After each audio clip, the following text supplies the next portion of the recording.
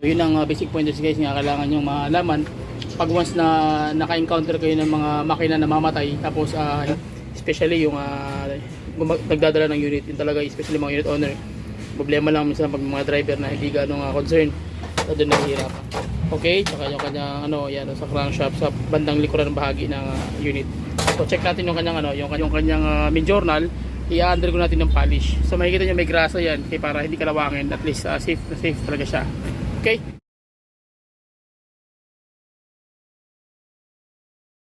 Balang araw guys, so another basic pointers tutorials pa rin tayo kung ano yung magiging pwedeng cause bakit tawag niya na yung makina mo namamatay ng after 2 hours na andar or minsan isang oras kalahati tapos mamamatay. So samahan nyo ako sa basic pointers guys kung paano natin may address yun at paano natin malalaman kung ano yun posibleng dahilan at ano ang magiging kahinat na ng makina. So tara, let's go, pasok. Okay, so ito na nangyari guys. Ang nangyari dito is binuksan na namin agad dahil nangyari dito yung time na tawag niya na pina-under down nila to na mga almost mga 2 oras kalahati.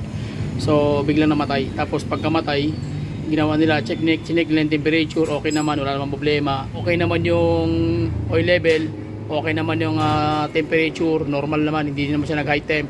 And then okay naman yung tinatawag na tawag niyan yung viscosity ng oil. So tas okay yung distributor, okay yung spark plug, okay yung dividend coil, IC. So walang problema yung electrical tsaka yung ibang parts. So ano nagiging cause bakit after 2 hours or 1 hour and a half sa kakatakbo, engine run ka and then bigla na siya namamatay at hindi na siya mag-i-start. So kailangan mo munang palamigin at bago mo uli ipandar. Tapos pag pinandar mo uli saka na siya i-start. So ang main reason is ito guys, yung kanyang cylinder head in between. So mayroong kung tinatawag na gap o yung air gap na sinasabi. So malalaman mo lang yan pag once nga accidentally nga yung air gap dumadaan dun sa tubig. Halimbawa dito, galing combustion, lumilipat siya dito o doon siya dumadaan. Makikita mo na may halo na yung oil tsaka yung tatawag na tubig ay naghalo na yung langis. Ibig sabihin may problema talaga yung gasket. So dito hindi mo malalaman nga hindi siya problemado kasi walang okay yung tubig, wala yung kulat, wala siyang halong oil. So nangyari ganito, yung mismong tawag niyan yung cylinder head bolt ito yan na nagbibigay ng compression from head to engine block, tapos may ipit itong cylinder head gasket maluwag na. Okay, maluwag na, kaya nangyari yung power, yung compression ng engine during compression stroke, pagsabog niya dito na tumatawid. Kung hindi yung compression, pag during compression pag compression niya, ang nangyari tumatawid na dito yung 50% na compression sa kabila. So ngayon bukas yung valve dito sa kabila, dadaan yung doon yung hangin. So ganoon na nangyayari kaya hindi na siya aandar. So ito bihira lang ito mangyari na naglo-loose yung kanyang cylinder head bolt. Yun ang nagiging main cause. So ano ang remedy pag ganoon ng sistema? So ang remedy niyan guys, pag mga medyo surplus na nabili mo, kailangan ipa-undergo ng retight itong tawag niyan yung cylinder head bolt para maiwasan yung ganitong problema. So tulad nito nag-overheat na tawag niyan nasobraan yung nasobraan yung lagay ng oil, nasobraan na rin yung tawag niyan yung tinanggal nila yung coolant. So nangyari damage na siya kasi akala nila temperature lang or So imbis nga ipa-retight lang, nangyari nag-overheat na rin siya kasi nga hindi na nila napansin na yung mismo yung head gasket tawag yan lumuwag na yung head bolt. So akala nila ginawa na nagtanggal sila ng tubig tapos nagkaroon na ng vacuum yung kanyang cooling system, tapos hindi na napansin ng driver kaya ito nangyari, open na siya. So ito yung main reason, yung kanyang cylinder head. Ibig sabihin yung kanyang cylinder head meron na siyang bitak. So ang tanong naman ng may-ari, bakit walang oil na humalo sa tubig? Kasi ang problema nito dito siya sa may part nito, dito ang daan ng hangin. Ibig sabihin meron ng clearance na hindi dumadaan sa tubig, o dito dumadaan yung person ng hangin mo, loss compression, dumadaan dito sa gilid papunta doon sa labas. Kaya nangyari kahit ang klaseng andar mo, hindi talaga siya aandar. Kita natin guys yung kanyang head gasket, yung iba na yung pagkakaporma sapagkat siya tawag yan, nagkaroon na siya ng air gap. Okay, so once na magkaroon ka ng problema sa loob ng makina mo, unang-unang tatamaan dyan yung mga bearings, especially yung kanyang main rod bearing. Ayan, Kita nyo may mga linya na, may mga sugat na yan guys, malabo. Yan o. So yan ang magiging possible cause ng problema. Naabo Yan. So ito ang magiging possible cause once na magkaroon ng problema yung ano mo, yung engine mo. So magagasgas na yung ano mo, main cap. So diyan na magkakaroon ng knocking o tinatawag na crankshaft knocking. Tapos yung main rod bearing, yung control bearing, ayan kita nyo, ano, dami ng sugat. So yan ang nagiging cause talaga na internal damage na siya. Tsaka yung thrust washer, ayan kita nyo, puro na siya hairline, may mga gas-gas na yan. Ayan. Tapos yung kanyang mga ayan may mga hairline na rin ayan kita nyo, ayan yung parang yung pahaba. So i-hairline yan guys. So papunta na rin na pagkasira. Pero yun nga problema, kailangan talaga alam mo yung engine oil na ginagamit mo, especially yung nagdadala ng unit, yun talaga, especially mga unit owner. Problema lang minsan pag mga driver na hindi ganong concern, so doon nahihirapan. Tapos yung mga lumalambot din yung kanyang gasket cover, yan ito, lambot na rin. Tapos yung mga oil seal, so marami naman na damage yan sa camshaft, na siya, tutong na, tigas na rin.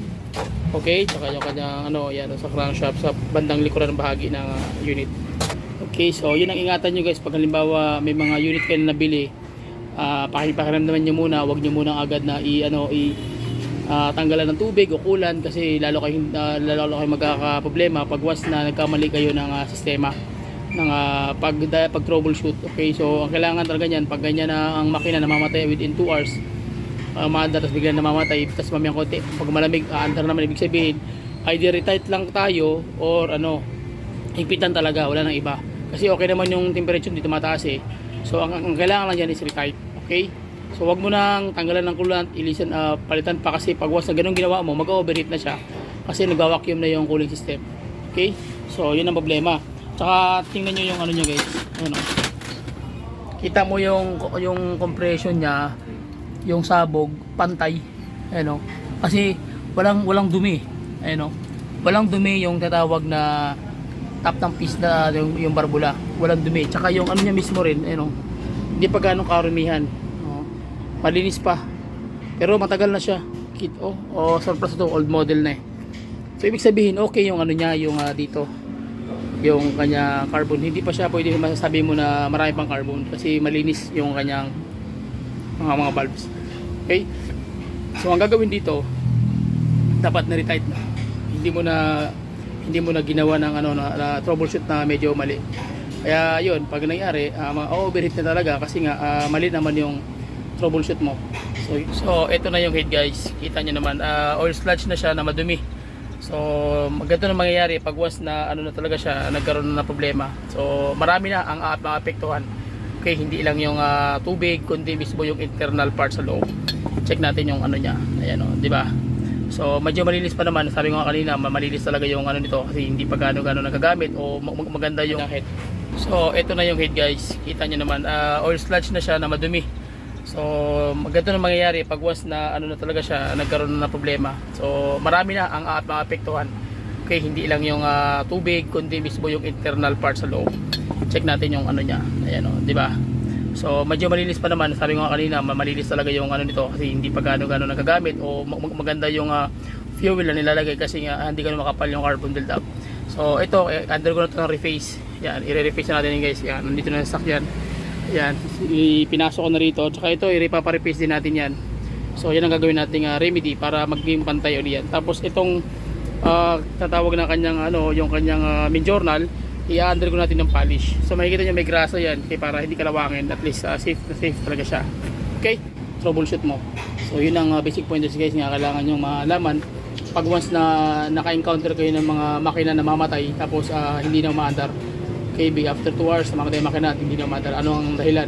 So either retight ka lang ng retight ka ng cylinder bolt, tapos tawagin okay na yon, wala ka na problema.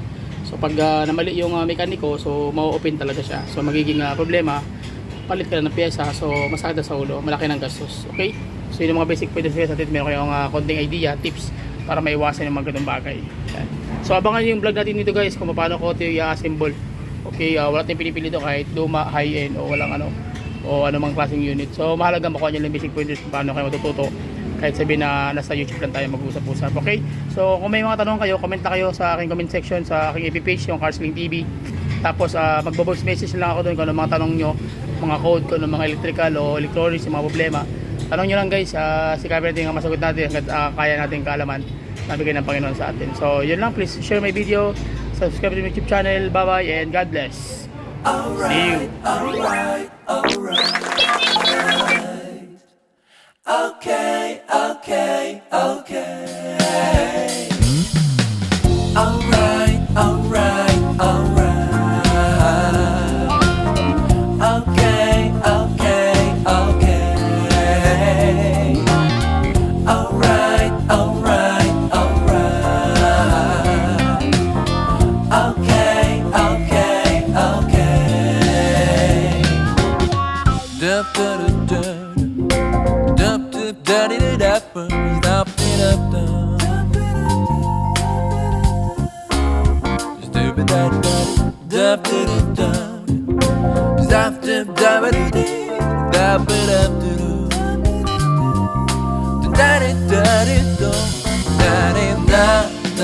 Da da da da